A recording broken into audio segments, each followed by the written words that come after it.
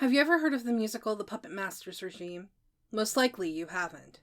In fact, most die-hard theater lovers are often unfamiliar with this little production. It was a 1934 stage musical written by anonymous authors of the music, lyrics, and book. It starred upcoming performers such as Timmy Cutie Pie Wright, Sally Wilkes, Henry Gregory, as well as many others. At the time, it was the most expensive show to date. It was said to be the biggest, most spectacular stage show to San Francisco and back.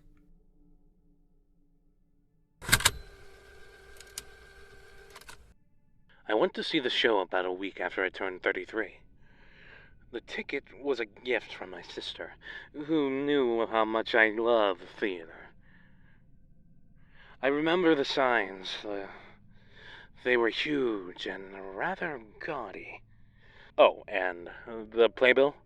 It was just a single red dot with a doll-like face on it. It seemed a bit melancholy for what I assumed to be a musical comedy, but I didn't pay much attention. I was going to see a Broadway show. The cast was made completely of new people, young children and adults alike, who were longing to get back on stage after vaudeville became old news. It was quite charming, really, but I did take a bit of notice to that little odd playbill. All the playwrights and lyricists and everyone were all unnamed, and that design, it was a little red drop with a peculiar little face in it. Not even a title, just that little red dot. I had come to New York with my parents in an impromptu vacation after my grandmother had died. A Broadway musical seemed just like what we needed. I do recall most of the first act. Then again, who could forget? The story was a little hard to follow at first. There was a little boy who lived in a puppet shop, or maybe he lived down the street. No, he worked at the puppet shop, but he was homeless. So they provided him with a home there. The kid's name was Tim, something weird. Oh, yes, it was Moritum. No. Mariter, yes. Anyways, Mariter's employer was this old man named Mr. Obsessor.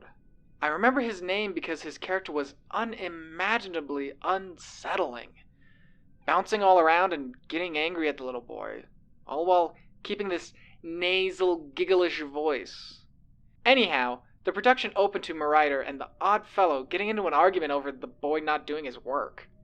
Then two of them sang this peculiar number about puppets. It wasn't a normal song. Or at least the musicality wasn't normal. The lyrics were very enchanting, and the music did this odd flowing thing about the room. Instruments would get very quiet without losing any power to it. Maybe it's just the acoustics. I'm most likely explaining it all wrong. Oh well. But in time, we got used to it, and the show progressed. This youngster, Moritur, something like that, was quite insecure about his stay in the puppet shop. Very paranoid that his boss would throw him out. I was an aspiring lyricist at the time, and I'd done these lyrics to a few original community theater projects, so I was fascinated with the wordings in these songs. I scribbled down a few of the lyrics after I went home. Unless I remember wrong, the little puppet shop boy and Mr. Obi something had an introductory duet, and then Moritur went off and had a short lament in a different, much more somber tune. If I stay and do everything right I can live in this day, and stay clear of the night. Out there in the night, in the dark, there's a world of lies. I can hear them whisper, and sometimes I can see their eyes. The eyes comment confused me for a moment, but then I assumed he was meaning the stars. It seems as though the number was unnecessarily tragic and poorly situated within the show, but it was a mind quibble. Now, Moritur had a girlfriend named Trahunt, and a boyfriend named Adelbit. After interrupting the final note in his lament, they all gushed about how much they loved puppets. But they couldn't afford one from Moriarty's guardian shop, and so they transitioned into this vibrant little song about joining forces to raise money so they could afford to build their own puppet. After this, the three all headed for school, and the story took a sharp turn in a different direction. Now, they had this really nasty teacher or headmistress named Madame Repero or something like that. They had a reprise of the song from before, and she overheard them, and at first her remarks about the children's fantasies were somewhat comical. But then the light fixed on her, and she sang this heartbreaking little song. What the song was about was up for interpretation. It was somewhat about love, but it had all these strange puppet metaphors. The only lyric that stayed with me is, "Stroll through the wood cracks, show them your pains, the hole in your throat, and the strings in your veins." Then she just went on this little breakdown. I assumed it was a poorly conceived character trait. She started singing off key and went to beat one of the kids. The curtains fell, and there was a scuffle heard on stage. People whispered to each other, but a rising new orchestra piece silenced us. The curtain rose again, and we were right outside the puppet shop. Moriarty and his friends went into the town and sang songs about selling dolls, I think it was. Because the little girl made dolls in her spare time, and she had to sell them. I remember those strange background characters. The company was so absolutely monotonous. They all wore some form of dark clothing, and each of them were very, very tall. I can remember how they had all their faces covered by hair or hats or veils. None of them spoke. None of them even sang during the course of the show. They just walked in perfectly straight lines as if they weren't even part of the production.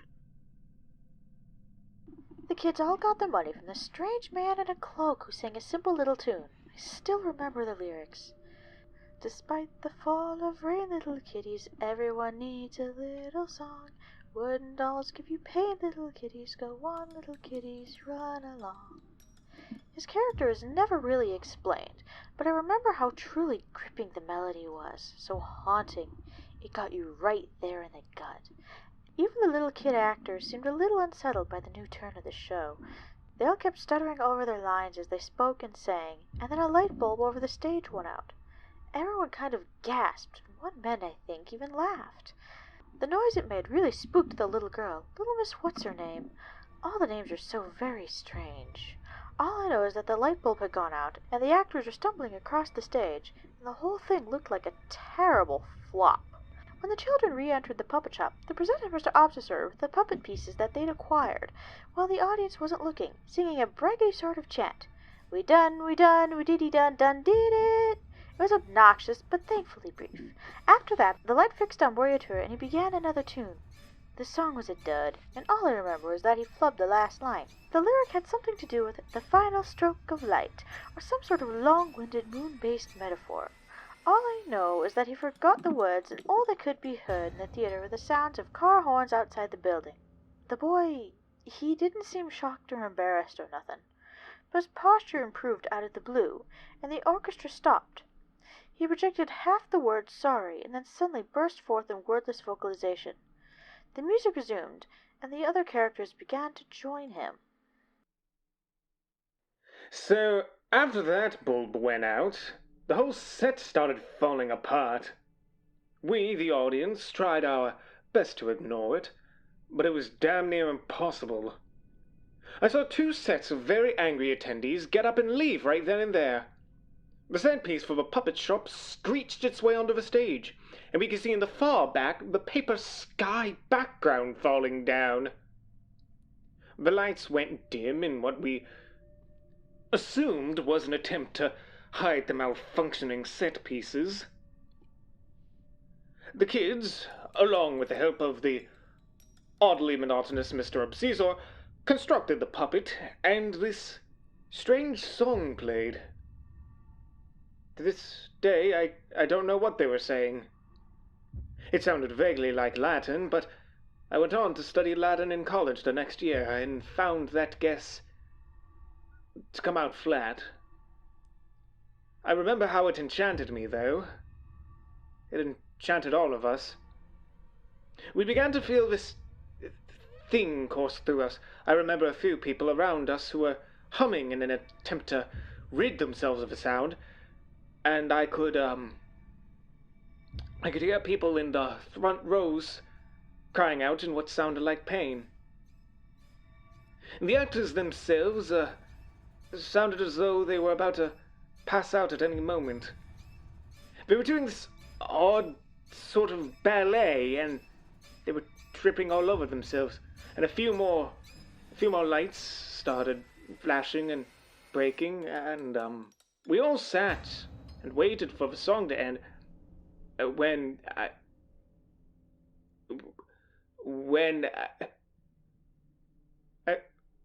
sorry. I'm so sorry. I can't. The lights were going on and off at random, and we were all praying the damn song would just end soon. It had this force going with it. It was sucking us in. We could feel it.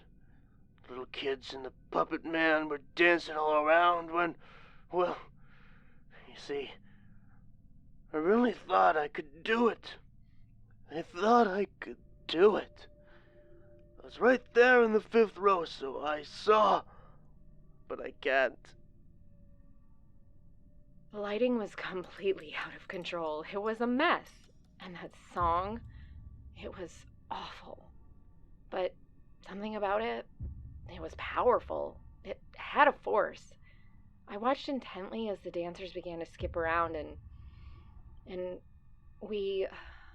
I thought they were the lights. The actual events of the final scene of Act 1 of the Puppetmaster's regime has been up for debate for many years. Not many people are willing to speak out about what happened on stage during those final moments.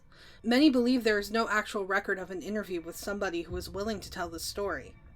This is not true, as one testament survives from a Billy Prescott who was only 6 at the time of the show. At such a young age, one might assume he was less affected by what he recalls happening. I was a kid back then. I don't remember much. But the vague recollection of that song, that's all it takes. That's all it takes, and it all comes flooding back. I remember it gave me a headache. I remember turning to my father to ask him if we could leave. It was hurting so bad. Then, suddenly, we all saw the stage illuminate with this bright red light. The music stopped as one instrument after another died out, and I swear I heard pounding underneath the stage. Everyone was questioning what was happening, even the actors.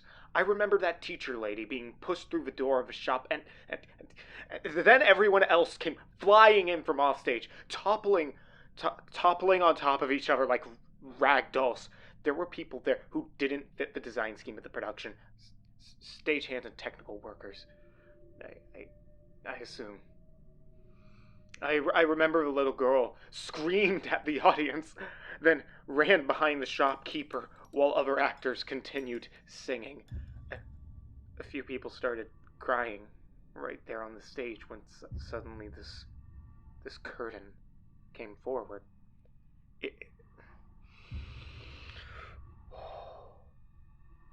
It's hard to describe what it looked like. It was a clear plastic wall, and it came down from above. Several years later, when I saw Carrie, the musical, on Broadway for one of its few runs, that thing came down on the prom goers when Carrie was using the lights to kill everyone. It was just like that. A bunch of set pieces from earlier scenes came down on all the sides of the stage as if they were trying to trap all of the actors in the center, and then chaos erupted. The actors stopped singing. They were pounding on the plastic wall. And then, for some reason, they began to back away, as if something unseen was coming toward them. They fled to the back of the stage, all except for the little boy. the little boy who hadn't stopped singing. Then, amid all of that screaming and crying and shooting, the curtain flew out, and then everything was silence. Because of that weirdness, the audience thought it was just a horrible ending to a terrible musical. We were all about to get up when suddenly the curtain opened again, revealing the stationary plastic wall upon which a single light focused on the little boy, Morteur. He had clawed his way through the plastic wall. We could see the blood on his hands, but the way he looked, there were strings attached to every part of his body. We could see his stomach, or where his stomach should be. It was like someone. It was like someone had put a huge ice cream scooper in his belly. He was sobbing all over the stage, twitching and swinging around. It didn't look real. Something so painful and twisted and wrong, and it didn't feel real. Even now, it doesn't feel real. I just can't seem to wrap my head around it. But and so everyone looked at him, not knowing what to do. Who would know what to do? And then he spoke. Help me. Please. Help me. That was all I could make out. And then he vomited. And suddenly collapsed. The plastic wall lifted, and lights all came on. And that's when we saw the rest of them.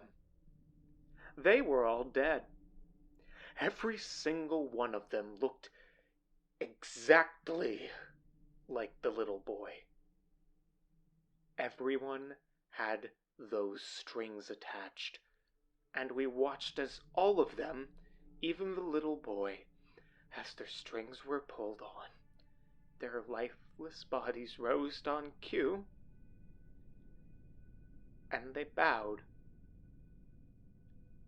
And they bowed.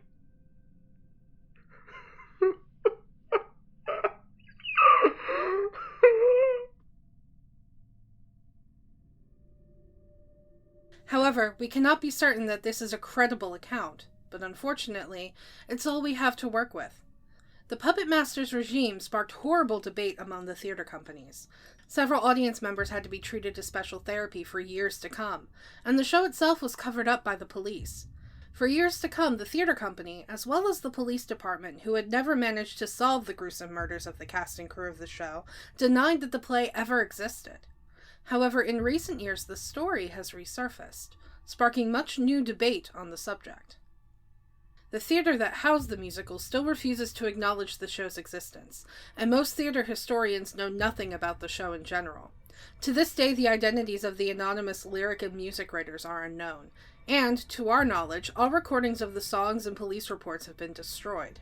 However, through certain pieces of historical documentation, we can gather a bit of information on the production. The show itself had its first workshop in London in 1928. One of the songs, Get a Puppet, was recorded with vocals by 12-year-old Garris Creeley. However, the recording has been lost, but is supposedly available in the black market of the internet. Other than that, no official records were ever made. Some ancient accounts say that an illegal audio taping of the final scene of Act 1 was recorded from backstage, but we cannot be certain that this is anything but a rumor. As for any official memorabilia, very little of anything has survived. Until her death in 1994, theatrical historian Gladys Masters kept 2 large-scale posters, which she displayed at charity events, but these have since disappeared. Early costumes by Alice Lively, who had been the costume designer on Puppetmaster until she quit after payment disputes, are on display at the Pickett Donny Theatrical Museum in Dover, England. Other than that, playbills from its premiere night were given out, but most audience members destroyed their copies after seeing the show. Legend has it, around 10 to 20 survive. On another note, over the years the show has grown a small cult fan base, and here recently, an off-Broadway revival has been scheduled to premiere soon.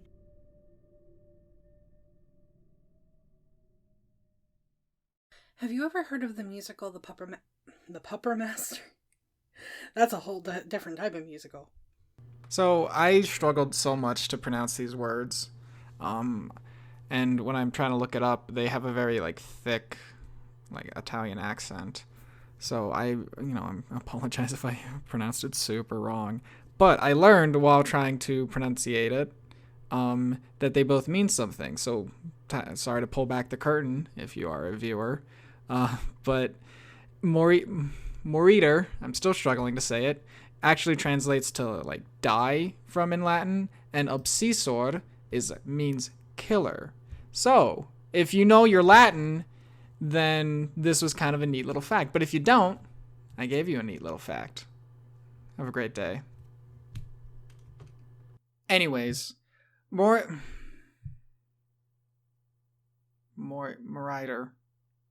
It's pronounced Moriter. I remember his name because his character was unimaginably unsettling.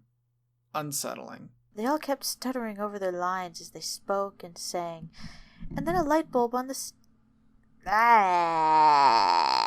the noise it made really spooked the little... How do I pronounce this? Obkisser?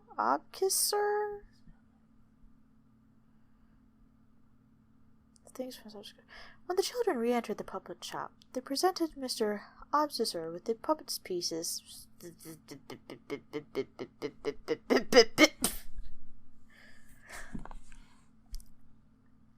They presented Mr. Obsessor with the puppet pieces they'd acquired with the...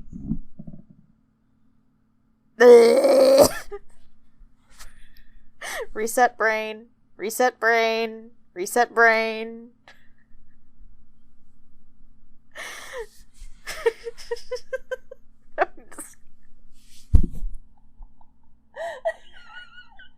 Now I'm against the giggles.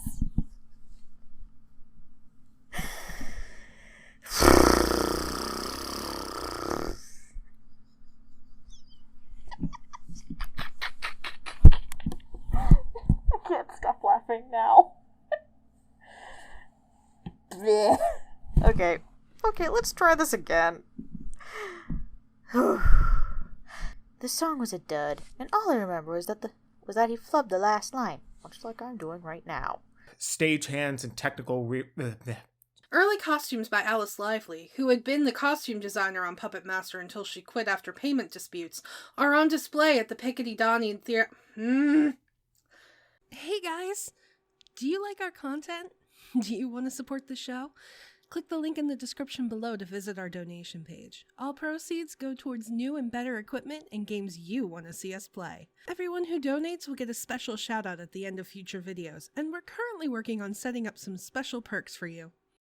If you don't want to donate, that's okay too. You can support us by subscribing and clicking that bell icon so you get notified whenever we put out a new video. Thank you so much for checking out today's story. A huge thank you to my friends Kyle Sheridan, Eric Smith, Mysterious Toroa, and Lynn for helping me out today. Make sure to give them some love. Links in the description down below.